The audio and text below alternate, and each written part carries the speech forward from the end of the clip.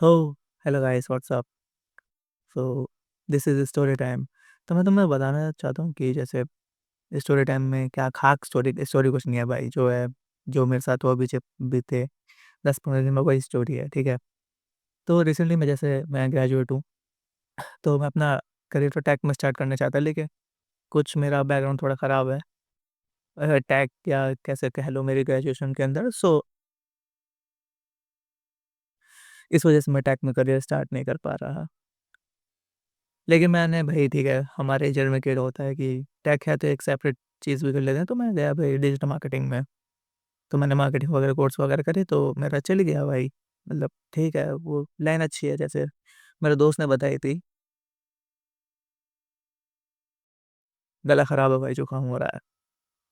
तो वैसे मैंने जाने का स लाइन में कोई विचार नहीं था, लेकिन मेरे दोस्त उसी कंपनी में, तो डिजिटल मार्केटिंग के अंदर उसी कंपनी में एक्सपीरियंस को हायर कर रहे हैं, 2 साल के एक्सपीरियंस वाले को 10 लाख का पैकेज दे रहे हैं। तो that's not a bad thing यार, 10 लाख का पैकेज बहुत है, मिडल क्लास के लोग हैं भाई, हमारे लिए 10 लाख का सालाना 10 लाख है, बहुत है, टैक्स भी नहीं देना पड़ेगा। तो मैं सोचा कि भाई ठीक है, 10 लाख इसी कंपनी में देने, किसी बड़ी कंपनी में जाएँगे तो 15-1 लाख दे रहे होंगे, 12 लाख दे रहे होंगे, और 12 लाख तो बेस्ट है भाई, सर्वाइवल हो जाता है आदमी का 12 लाख रुपए में। हम कहाँ ही खर्चीले होते हैं। तो मैं सोचा ठीक है, इस वाले लाइन में इंटरव्यू दे लेते हैं। तो मैं इंटरव्यू देने गया, मेरा सबसे पहला जो इंटरव्यू था मैं तो बताऊँ, मेरा ऑन कैंपस था। तो मैंने डेवलपर के लिए अप्लाई करा था, वो मुझे सीआरएम में रख रहे थे, तो मैंने रिजेक्ट कर दिया। तो मैं दूसरी जगह इंटरव्यू देने गया, तो डिजिटल मार्केटिंग के लिए, वो इन्फ्लुएंसर मार्केटिंग निकली, तो बेसिकली उसमें पीआर वगैरह करना था मुझे। इन्फ्लुएंस को रीच आउट करके बोलना था कि इतने पैसे ले लो या स्वैग ले लो, और हमारा ये जो प्रोडक्ट है इसे प्रमोट कर दो, तो उसमें मुझे ग्रोथ लगी नहीं। मैं उसमें भी सिलेक्ट हो गया था, मैंने वो भी छोड़ दी।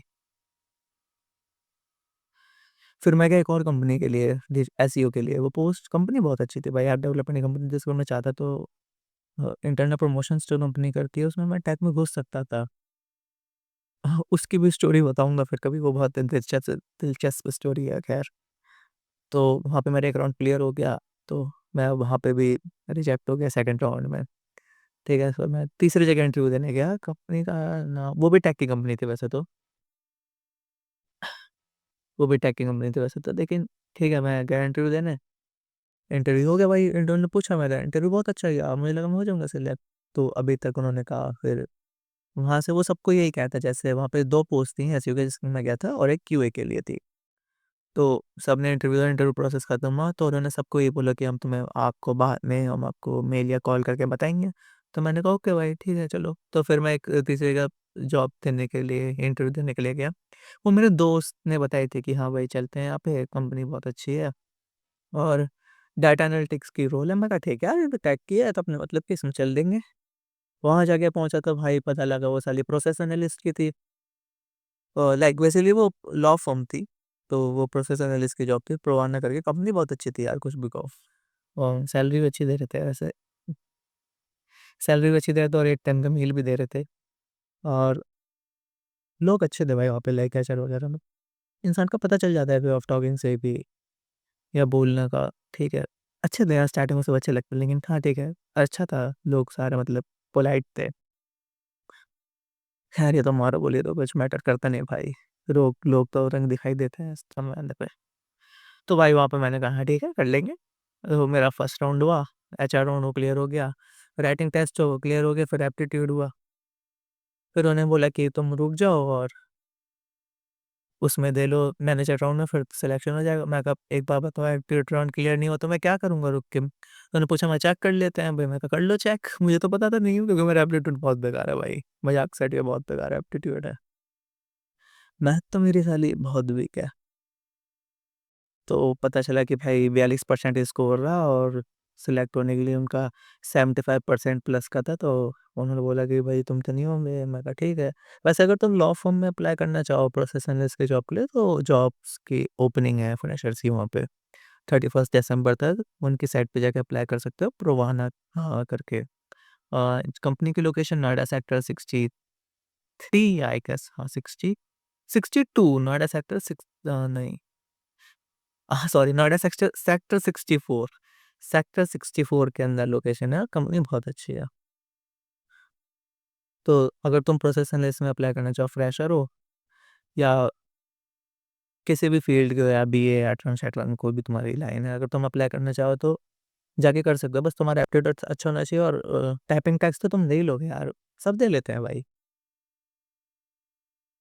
और वॉक-इन जाना तो चाहो तो भाई वॉकिंग भी जा सकते हो, वहाँ पे वॉक-इन और ईमेल से सब दोनों चालू है, तुम वॉक-इन पे चले जाना, ठीक है?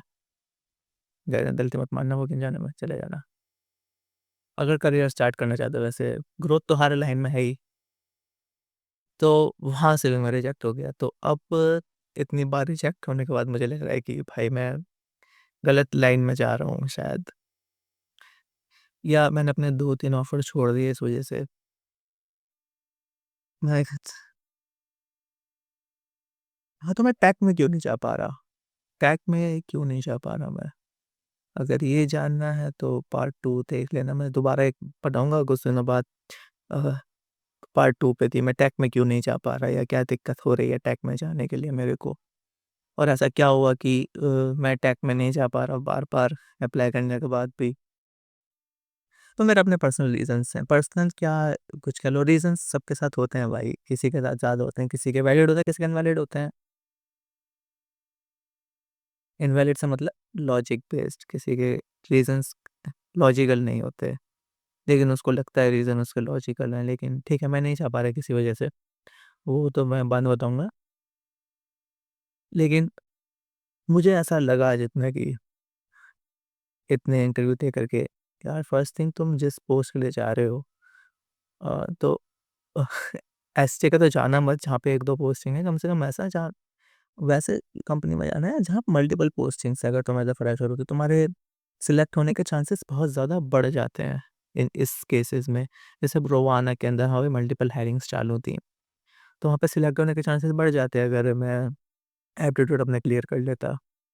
या फिर तुम कह लो कि जिस कंपनी में मैं गया था, जो मैं सेकंड राउंड में रिजेक्ट हुआ, वहाँ पे अगर तुम जाते तो तुम्हारा खो जाता।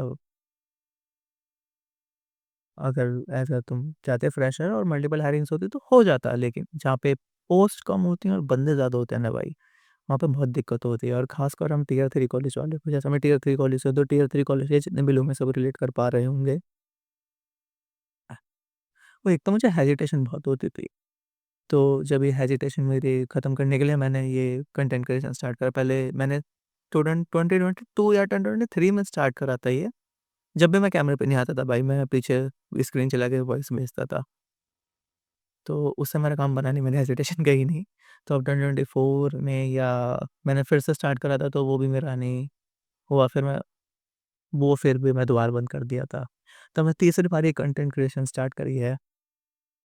जब मैं एंटरटेनर तो हूँ नहीं, तो मेरे पास कोई कंटेंट नहीं था डालने के लिए इंस्टाग्राम पे, तो मैंने इस बार फिर से 2025 में एकदम नया अकाउंट एकदम स्टार्टिंग से स्टार्ट करा है।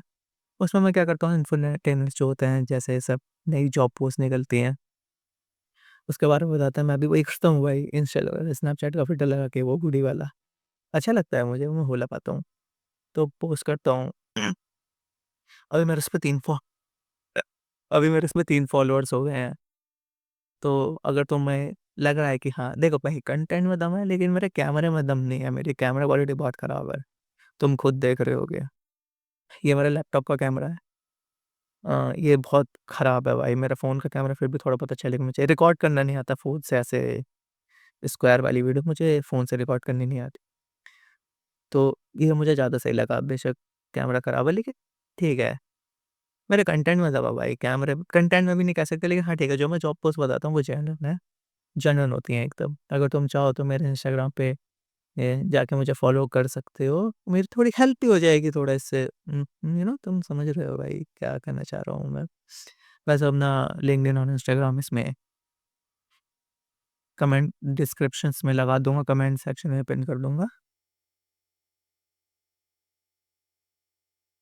ठीक है, वैसे मैं स्टोरी बताते-बताते भटक गया शायद। लेकिन हाँ, पार्ट 2 में तो बताऊँगा कि मैं टेक लाइन में क्यों नहीं जा पा रहा और क्या ऐसे सर्कमस्टेंसेस क्रिएट हुए जिससे मैं टेक में नहीं एंटर कर पा रहा हूँ एज़ अ फ्रेशर। ठीक है? तब तक के लिए सी या।